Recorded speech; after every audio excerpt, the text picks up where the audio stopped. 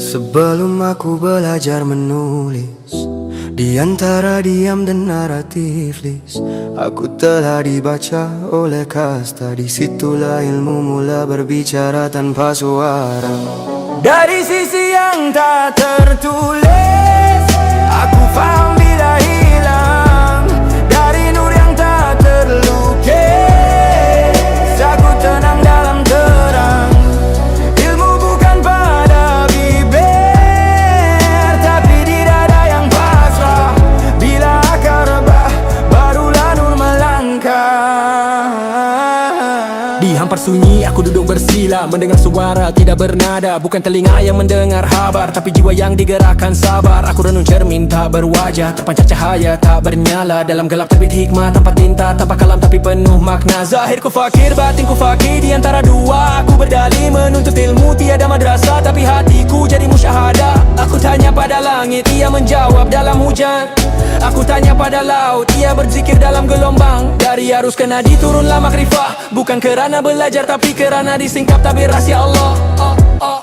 Dari arus ke nadi turunlah makrifah, bukan kerana belajar tapi kerana disingkap tabir rahsia Allah. Dari sisi yang tak tertulis, aku faham bila hilang. Dari nur yang tak terlukis, aku tenang dalam terang. Ilmu bukan pada bibir, tapi di dada yang pasrah. Bila akar rebah, barulah nur melangkah.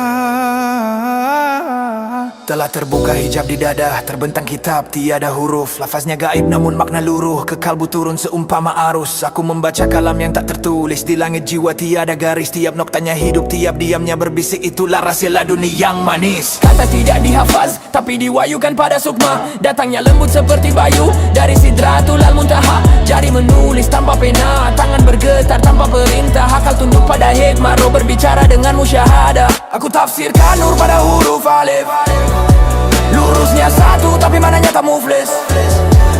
Aku cium rahsia dalam huruf mim, di situ tersembunyi Ramadan sedikit azim. Tiada talaki melainkan dari nur hakiki, tiada sanad melainkan hati yang suci. Itulah ilmu yang tidak dicari tapi dicampak terus dari ilahi. Dulu aku melakar setiap abjad pada kata, kini setiap kata menjadi mahkota minda. Untuk tetap kukuh pada kalimat ibunda, supaya tidak makna dalam bahasa.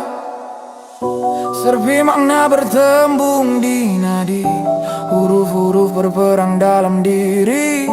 Setiap dalil jadi senjata ilusi, antara yakin dan syak siapa yang suci.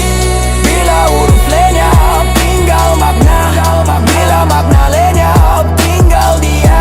Bila aku lenyap hilang nama, tapi di hilang itulah aku jumpanya.